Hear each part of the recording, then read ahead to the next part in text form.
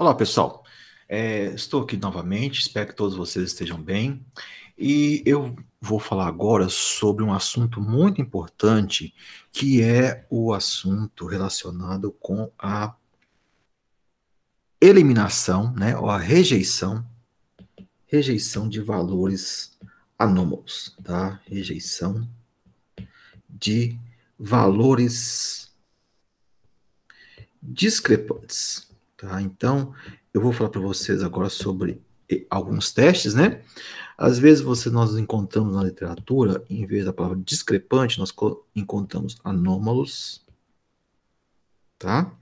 Ou outliers, né? Os outliers. Esses são os termos que nós encontramos na literatura. Mas antes de falar sobre os testes, na verdade eu vou falar sobre três testes, tá? São os testes Q, o teste G, o teste de Grubbs, né? Grubbs e o teste de Rampel. Então, eu vou falar sobre esses três testes com vocês, mas antes, o teste Q também, ele é encontrado na literatura como teste de Dickson.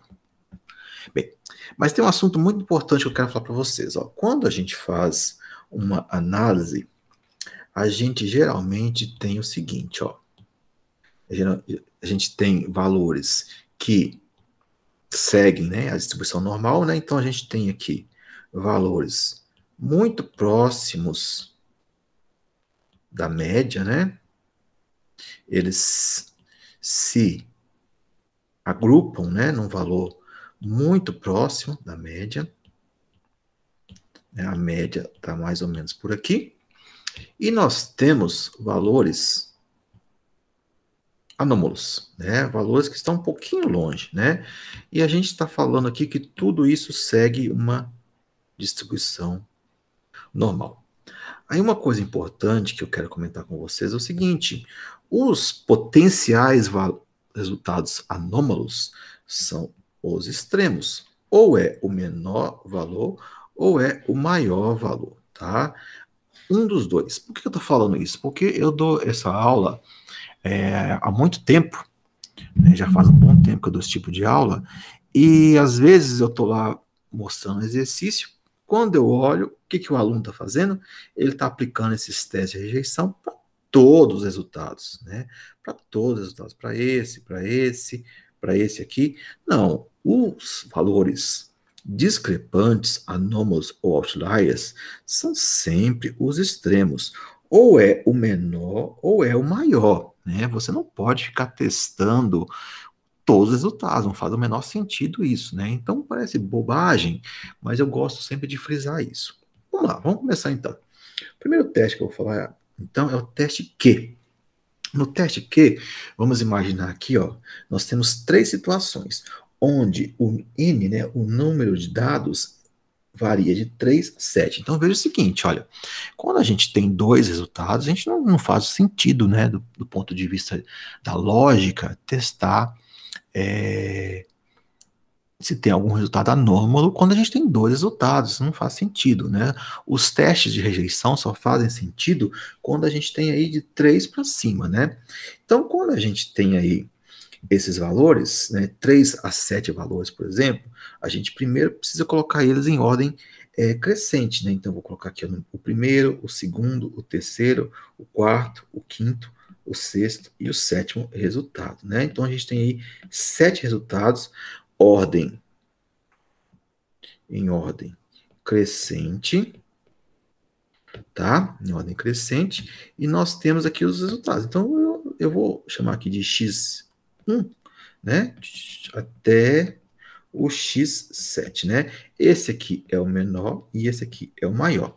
Então, quando a gente tem uma situação como essa, a gente vai primeiro testar o menor resultado. Ó. Então, menor valor, eu vou pegar o segundo resultado, ó, o segundo resultado, menos o primeiro, dividido pela faixa, né? Dividido pela faixa, né? Ou seja, eu vou pegar o maior menos o menor, né? Ó, esse H aqui é de high, né? De high. né? O maior menos o menor. Então, isso aqui é o teste para o menor resultado. Aí eu preciso testar o outro também, eu preciso testar o maior resultado. Então, o que eu vou fazer? Eu vou pegar o maior resultado, né? Olha, o que do maior resultado vai ser o x7 menos o x6, né? Olha, o sétimo menos 1, né? Nesse caso aqui, quando eu estou falando de 7 resultados, poderia testar para 3, 4, 5, 6, e até o sétimo, né? Aí eu vou pegar o x sétimo menos o x1, tá? O maior menos o menor. Então, essas são as possibilidades que nós temos para o teste Q quando a gente tem de 3 a 7 resultados.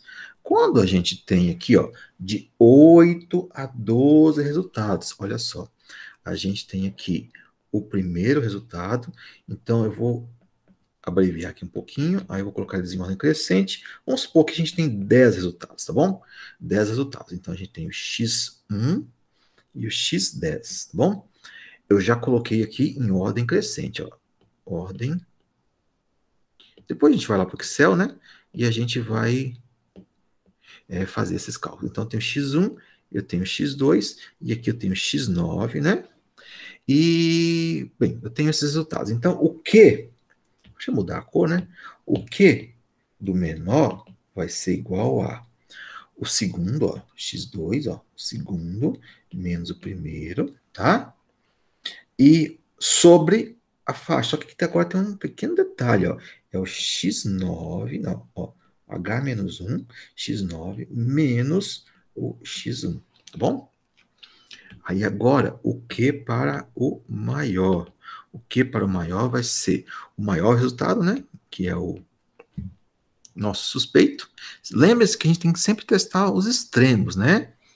O maior menos o x9 dividido pelo maior. Ó, só que dessa vez é o segundo, né? O segundo resultado, tá bom? Então, tudo isso muda, né? Quando a gente tem aí de 8 a 12 valores. Quando a gente tem aí 13 ou mais resultados. 13 ou mais resultados. Então, aqui, vamos supor que a gente tem 15 resultados. Ó. Então, 1 até o 14, ó, até o 15. Né? O primeiro, o segundo, aí eu tenho aqui o x1, o x2, o x14, o x15. Ah, eu vou colocar aqui, ó, 13 e o x3, tá bom? Então, nós temos aqui o primeiro, o segundo, o terceiro, o 13º, o 14º, o 15º resultado. Então, vamos lá. Ó, o Q do menor, eu vou pegar o terceiro resultado, ó, x3, ó, o terceiro, menos o primeiro. Estou testando aqui o primeiro valor. Depois eu vou pegar o 15 menos o 2. Ó. Então, eu vou pegar o x13 menos o x1. Tá? Então, eu pego aqui o terceiro e o antepenúltimo, né?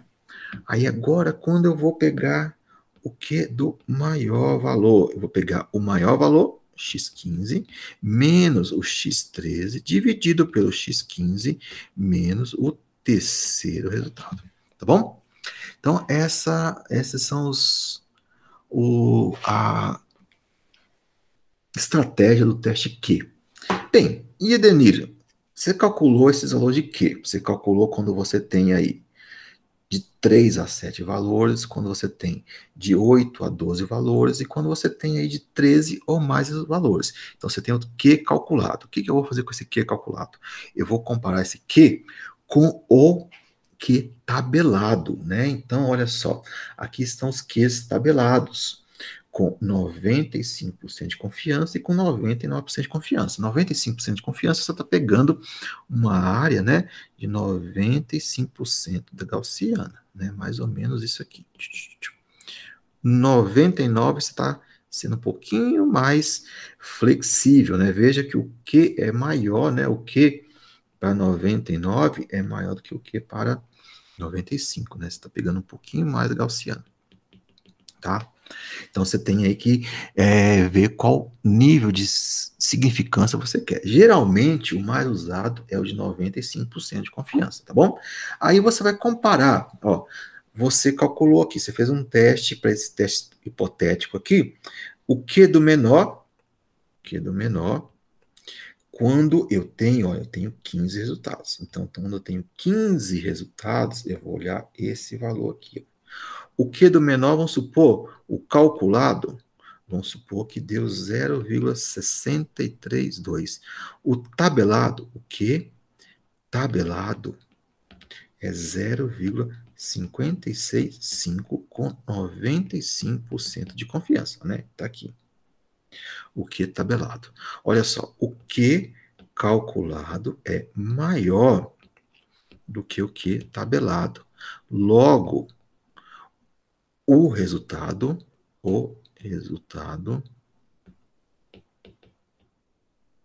é anômalo, né? É anômalo, deve ser rejeitado, tá bom? Então a gente rejeita quando o Q calculado é maior do que o Q tabelado. E a gente tem que comparar isso para o menor valor, o maior valor, e a gente rejeita se o Q calculado for maior do que o Q tabelado. Bem, e a gente tem que repetir o cálculo, né? A gente vai repetindo o cálculo até que nenhum resultado seja descartado, né? A gente vai repetindo até que todos os resultados sejam mantidos. Bem, esse aqui é o teste Q. O teste G, né, ou teste de Grubbs, o teste de Grubbs é bem simples também, né? Olha, a gente coloca os dados em ordem crescente e a gente tem aqui, olha, veja que a gente tem aqui, ó, uma densidade de dados aqui por volta de 10, né? A média aqui é por volta de 10. E a gente tem aqui um valor esquisito, né? Meio estranho, né? Esse menor valor aqui é um valor potencialmente um outlier, né? A gente tem um aqui e deveria testar o maior também, né? Deveríamos testar esse maior aqui também. Então, o que a gente vai fazer? A gente vai calcular a média dos resultados, o desvio padrão, né? O desvio padrão, né? O standard deviation, e nós vamos, o G calculado vai ser o valor questionável menos a média dividido pelo desvio padrão. Tudo isso, ó, em módulo, tá bom? Bem, se, com a mesma história, se o G calculado for maior do que o G tabelado, logo é rejeitado o valor, tá bom? Aí você vai comparar quantos valores você tem. Vamos supor que você tenha 10 valores, ó, você vai comparar com o G tabelado, que é 2,29. E assim por diante. Mesma historinha, você vai repetindo o teste até que todos os valores sejam mantidos. Esse é o resultado para a estratégia para o teste de Groups. Aí, o teste de Hampel. Tem aqui uma historinha para contar para vocês, né? O teste de Hampel, ele é considerado um método robusto para detectar resultados outliers. Não tem uma tabela dos valores de Hampel, isso não existe. Qual que é a ideia do teste de Hampel? Eu vou deixar esse texto aqui para vocês lerem, mas a ideia do teste de Hampel é muito simples, tá? É muito simples mesmo. O que a gente tem que fazer no teste de Hampel? Nós vamos supor aqui, ó, um exemplo. Nós temos aí 8 resultados, tá bom? 1, o 2, o 3, o 4, o 5, o 6, o 7 e o 8. Nós temos aí 8 resultados e eu vou colocar esses resultados em ordem crescente. Ó, esses resultados são, eu vou até mudar aqui a cor da minha caneta, vou colocar aqui em azul, são 29,3, tá? A concentração de alguma coisa, algum parâmetro físico-químico que você tem aí no seu laboratório, 29,4, 29,8, 30,0, 30,8, 31,3, eu acho que eu pulei algum. 29,8, 30, 30,8. Ah, são 30,8 duas vezes. 30,8 duas vezes, né? Aparece duas vezes esse resultado. 31,3 e 31,8, tá? 8, ó, nosso N aqui igual a 8. E a gente tem aqui dois resultados potencialmente outliers, né? Já estão em ordem crescente, tá, pessoal? Isso é muito importante. Nós temos aí o 29,3 e o 31,8, o menor e o maior. O que a gente vai fazer? Primeira coisa que a gente vai fazer é calcular a mediana, a mediana. Né? A mediana, o que é a mediana? A mediana é aquele resultado que está no meio, né? Olha, quando a gente tem números ímpares de resultados, né? É só a gente colocar em ordem e o que estiver no meio é a mediana. Quando a gente tem números pares, né? Que a gente tem números pares de resultados, o que a gente vai fazer então? A mediana vai ser a média dos dois resultados que estão no meio, tá bom? Então a mediana vai ser 30,0 mais 30,8 sobre 2. A mediana é 30,4. Essa é a mediana. Bem, aí agora o que eu vou calcular? Eu vou calcular aqui um parâmetro. Eu vou até colocar assim, ó. Eu vou mudar aqui a cor. Eu vou calcular um parâmetro que é o seguinte, ó. Eu vou pegar em números absolutos cada resultado menos a mediana, tá bom? Ó, em números absolutos. Então vai ser 29,3 menos 30,4 dá 1,10. Aqui vai dar 1, né? 29,4 menos 30,4 em números absolutos dá 1. Aqui dá 0,60. Aqui dá 0,40. Aqui dá 0,40. 0,40 de novo. Aqui deu 0,90. E aqui deu 1,40. Então vejam que os resultados possivelmente anômalos têm as maiores diferenças, né? Então aqui, o que eu calculei? Eu estou chamando isso aqui de RI, tá? RI. Né? O que é o RI? O RI é cada valor xi menos a mediana. Tá bom? Menos a mediana. Bem, aí agora eu vou calcular o R mediano. O R mediano é aquele que está no meio, né? Ou seja, vai ser a média desses dois resultados aqui, ó. O R mediano vai ser a